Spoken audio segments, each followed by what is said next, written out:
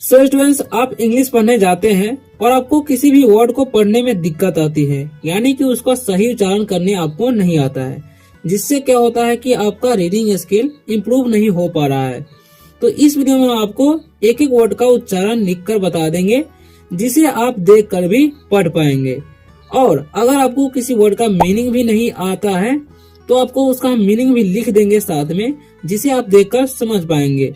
अगर आपको इंग्लिश पढ़ना थोड़ा बहुत आता है लेकिन आपको इंग्लिश टू हिंदी ट्रांसलेशन करने नहीं आता है, तो इस वीडियो में वो भी हम बताएंगे। अगर आपको नहीं आता है तो आप आसानी से इंग्लिश से हिंदी कर पाएंगे। सो स्टूडेंट्स, ऐसा अगर आप लोग मेरे साथ रोज करेंगे तो आपको देखेंगे कि आपको कुछ ही दिनों में इंग्लिश पढ़ना आने लगा है और आप आसानी से इंग्लिश पढ़ना भी सीख पा रहे हैं। अगर आप लोग वीडियो पर नए आए हो तो वीडियो को लाइक कर दीजिए और चैनल को सब्सक्राइब अवश्य कर लीजिएगा, ताकि आप आसानी तरीके से इंग्लिश पढ़ना सीख सके। अगर कोई डाउट होगा वीडियो में तो आप कमेंट करके पूछ सकते हैं, ठीक है। सो स्टूडेंट्स, आज का जो हमारा टॉपिक है लिसन एंड प्रैक्टिस। तो इसे हम पढ़ते हैं लिसन, ठीक है। ओके, लिसन, ठीक है। इसे लिटन नहीं पढ़ना है, ठीक है। एंड प्रैक्टिस, प्रैक्टिस, ठीक है। अब देखिए, इसे ईएन है तो यहाँ पर इसका उच्चारण स हो रहा है, ठीक है। और एन साथ में रहता है तो ए का उच्चारण ए हो जाता है, ठीक है। तो एंड पढ़ेंगे, ठीक है। तो लिसन मतलब होता है सुनना होता है, और एंड मतलब होता है और प्रैक्टिस मतलब होता है अभ्यास। ओके, तो लिसन एंड प्रैक्टिस यानी कि सुनो और अभ्यास करो, ठीक है। तो चलिए वीडियो को स्टार्ट करते हैं। हम स्टोरी पढ़ते हैं, आपको भी मेरे साथ पढ़ते रहना, ठीक है। तो इसे पढ़ते हैं हम लोग वंस। क्या पढ़ते हैं? वंस, ठीक है। अपॉन, इसे पढ़ते हैं अपॉन, ठीक है। Once upon. ए अकेला रहता था, उसका उच्चारण ए ही होता है, ठीक है। या अ भी बोलते हैं, ठीक है। और टी से ट और आई एम ई है तो इसे पढ़ते हैं हम लोग टाइम, ठीक है। आई का उच्चारण आई होता है। अब T H E R E है तो टी एच का उच्चारण द पढ़ते हैं, ठीक है। और ई आर ई रहता है तो उसका उच्चारण ए हो जाता है, तो पढ़ेंगे हम देयर। वॉच, ठीक है। ए क्रो। ओके, अब हम इसका मीनिंग जान लेंगे, ठीक है। वंस मतलब होता है एक बार, ओके। अपॉन मतलब होता है ऊपर, ठीक है। ए मतलब होता है एक, और टाइम मतलब होता है समय, ओके। अब देर मतलब होता है वहां, और वॉज मतलब होता है था। ए मतलब होता है एक, क्रो मतलब होता है कौवा, ओके। सो स्टूडेंट्स, अब हम इसका इंग्लिश टू हिंदी ट्रांसलेशन करेंगे, ठीक है। वंस अपॉन ए टाइम यानी कि एक समय की बात है या एक बार की बात है, ऐसे बोल सकते हैं, ठीक है। देयर वाज ए क्रो यानी कि एक कौवा था, ठीक है। तो यहाँ पर वाज का प्रयोग किया गया है क्योंकि एक कौवा था, ठीक है। यानी कि ज्यादा कौवा था तो यहाँ पर वेयर का प्रयोग किया जाता है, ठीक है। तो ये आपको ध्यान रखना है। अब लिखा हुआ है ही, इसे पढ़ते हैं हम लोग ही, है नहीं पढ़ना, ठीक है। अब ए से डी हैड है, देखिए ए का उच्चारण यहाँ पर ए हो रहा है, डी का ड, तो पढ़ेंगे हम हैड, क्योंकि 3 लेटर का वर्ड है, बीच में वर्ड ए है तो ए का उच्चारण ए हो जाता है, ठीक है, ज्यादातर। अब ए का उच्चारण यहाँ पर ए होगा। अब इसे पढ़ते हैं हम लोग पीस, ठीक है। ओके, पीसे नहीं पढ़ना है, ठीक है, या पाइसे नहीं। ऑफ मीट, एम से म होता है और ई साथ में रहता है तो ई का जो उच्चारण है दीर्घ हो जाता है, ठीक है। और टी का ट हो जाएगा, तो मीट पढ़ेंगे। और एंड, इसे पढ़ेंगे हम एंड, एन साथ में है तो ए का उच्चारण ए हो जाएगा, एन और डी का ड, तो पढ़ेंगे एंड। इससे हो जाएगा स, और बीच में ए है, ठीक है। और ए टी ए एन साथ में रहता है, और ए डी मतलब 2 लेटर का वर्ड रहता है, ए साथ में रहता है तो उसका उच्चारण ए हो जाता है, टी का ट, तो पढ़ेंगे सेट ऑन। अब देखिए यहाँ पर ओ है और एन है, ठीक है। तो 2 लेटर का वर्ड हो और पहले ओ आता है तो उसका उच्चारण ओ हो जाता है, न, तो ऑन। ए बी आ रहे हैं, ठीक है, तो ब्रा हो जाएगा। और ए का उच्चारण यहाँ पर आ हो जाएगा, एन से न और से च, तो पढ़ेंगे हम ब्रांच। टू, इसे टू नहीं पढ़ना है, इसे पढ़ते हैं हम लोग टू। ई ए टी है तो ई का उच्चारण दीर्घ हो जाएगा, टी का ट, तो ईट पढ़ेंगे, ठीक है। अब आगे हम इसका मीनिंग जान लेते हैं, ठीक है। ही मतलब होता है वह, ओके। हेड मतलब हुआ था, ए मतलब होता है एक, पीस मतलब होता है टुकड़ा, ओके, ऑफ मतलब होता है का, मीट मतलब होता है मांस, एंड मतलब होता है और, ओके, सेट मतलब होता है बैठा, क्योंकि सीट मतलब बैठना होता है, वर्ब का दूसरा रूप है। ऑन मतलब होता है पर, ये मतलब एक, ओके। ब्रांच मतलब होता है शाखा या डाली बोलते हैं उसको, ठीक है। टू ईट मतलब खाने को, ठीक है। अब इसका हम इंग्लिश टू हिंदी ट्रांसलेशन करेंगे, ठीक है। He had a piece of meat, मतलब उसके पास एक मांस का टुकड़ा था, ठीक है। एंड और sat on a branch to eat, यानी कि वह डाली पर खाने के लिए बैठा था, ठीक है। अब आगे हम पढ़ते हैं और आगे पढ़ते हैं, ठीक है। और वीडियो अच्छा लगा तो वीडियो को लाइक कर दीजिए। अब लिखा हुआ है ए, तो ए का उच्चारण ए ही होगा क्योंकि अकेला है। अब इसे हंगरी नहीं पढ़ना है, इसे पढ़ेंगे हंगरी, ठीक है।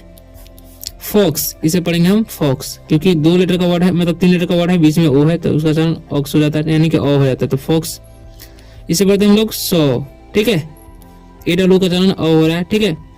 दिस, इसे पढ़ेंगे हम this. And his mouth, M से हो जाएगा म, और ओ यू का उच्चारण आउ हो जाएगा, तो माउ, और टेज का था तो पढ़ेंगे हम माउथ, ओके। अब हम इसका मीनिंग जान लेंगे, ठीक है। तो ए मतलब होता है एक, हंगरी मतलब होता है भूखा, फॉक्स मतलब होता है लोमड़ी, ओके।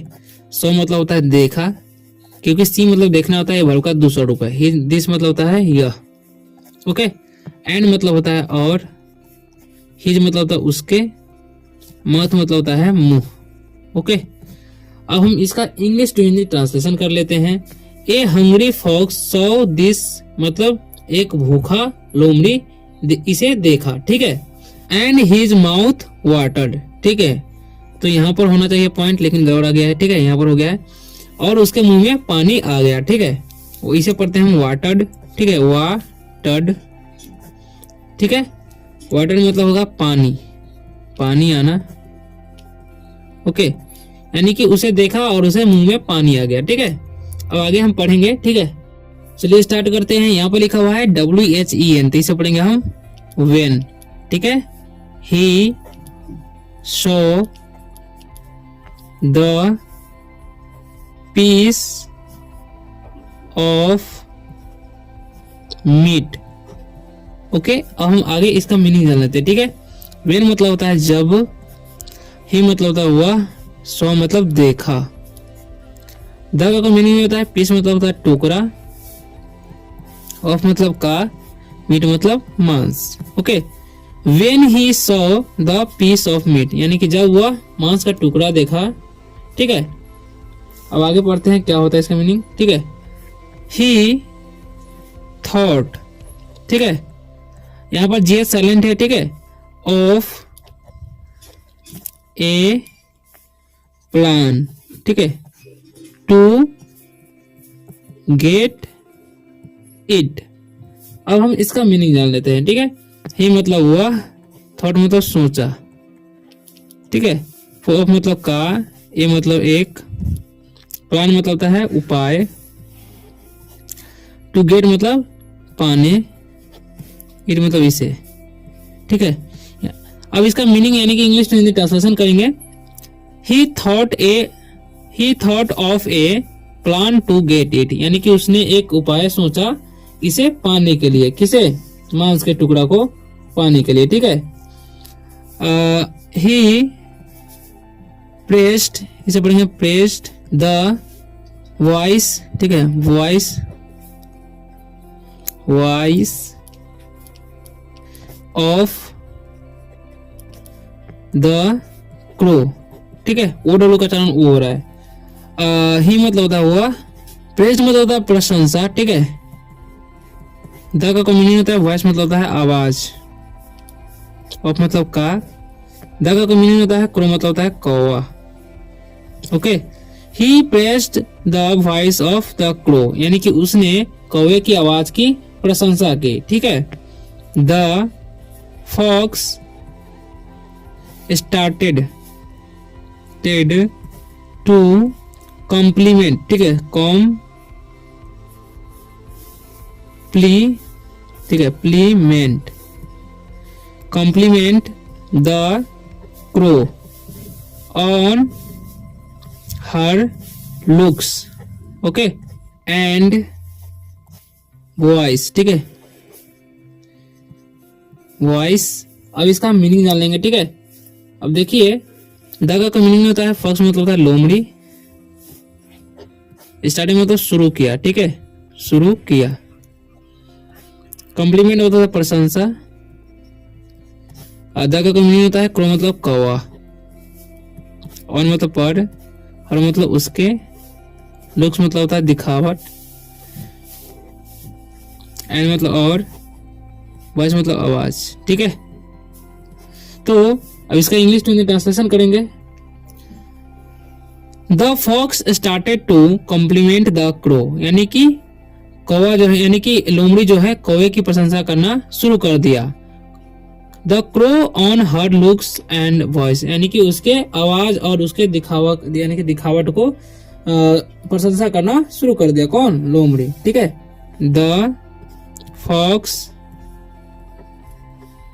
आस्क्ड, ठीक है, asked the crow can you sing for me. The crow was, the का मीनिंग होता है फॉक्स मतलब होता है लोमड़ी, आस्क मतलब पूछा, द का मीनिंग होता है क्रो मतलब होता है कौवा, ओके। कैन मतलब होता है सकना, यू मतलब आप, सिंग मतलब होता है गाना, फॉर मतलब के लिए, मी मतलब मुझे, ठीक है, मेरे। द का मीनिंग होता है क्रो मतलब होता है कौवा, वाई मतलब था, ठीक है। अब इसका इंग्लिश टू हिंदी ट्रांसलेशन कर लेते हैं।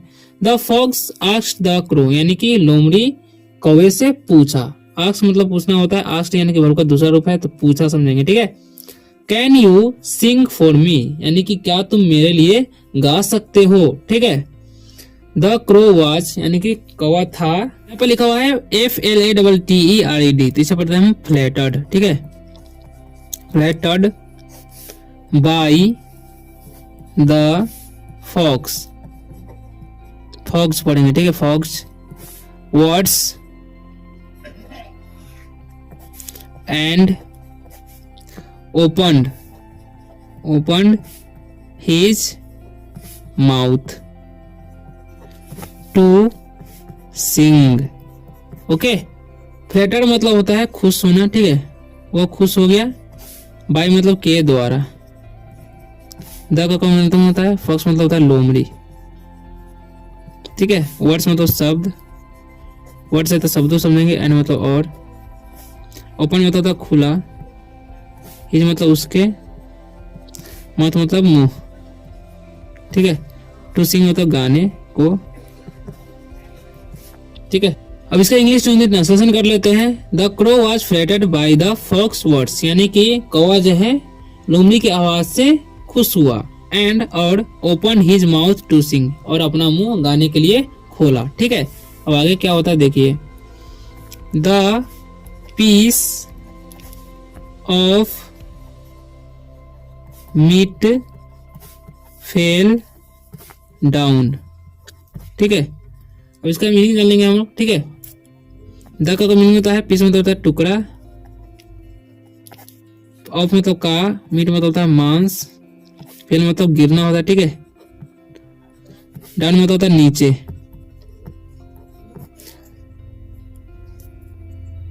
The piece of meat fell down, यानी कि मांस का टुकड़ा नीचे गिर गया। अब देखिए, अब इसका हम मीनिंग जान लेंगे, ठीक है। अब यहाँ पर आगे पढ़ते हैं। The fox ate it and went away, ठीक है। अब इसका हम मीनिंग जान लेते हैं। द का कोई मीनिंग नहीं होता है, फॉक्स मतलब होता है लोमड़ी, एट मतलब खाना होता है, ठीक है, खाया बोलेंगे क्योंकि ये वर्ब का दूसरा रूप है। ईट मतलब खाना होता है, ईट मतलब यह या इसे, एंड मतलब और, वेंट मतलब गया, अवे मतलब दूर, ठीक है। The fox ate it and went away, यानी कि लोमड़ी ने इसे खा लिया और दूर चला गया, ठीक है। तो इससे कहानी का क्या सीख मिलता है वो हम जान लेते हैं, ठीक है। The moral of the story is beware of flatter। ठीक है, यानी कि द का मीनिंग होता है मोरल मतलब होता है सार, ऑफ मतलब का, द का मीनिंग होता है स्टोरी मतलब कहानी, इज मतलब होता है, बी वेयर मतलब होता है सावधान, ऑफ मतलब का, फ्लैटर मतलब होता है धोखेबाज बोल सकते हैं। ठीक है, the moral of the story is beware of flatter, यानी कि कहानी का सार ये है कि मतलब धोखेबाज से सावधान रहे। ठीक है, तो आशा करता हूँ कि आप लोग को वीडियो अच्छा लगा होगा, और वीडियो अच्छा लगा तो वीडियो को लाइक कर दीजिए और चैनल को सब्सक्राइब अवश्य कर दीजिएगा, ताकि आप इसी तरह से इंग्लिश पढ़ना सीख सकें और मैं आपको सिखाता रहूँ। तो मिलते हैं अगले वीडियो में, तब तक के लिए बाय, टेक केयर।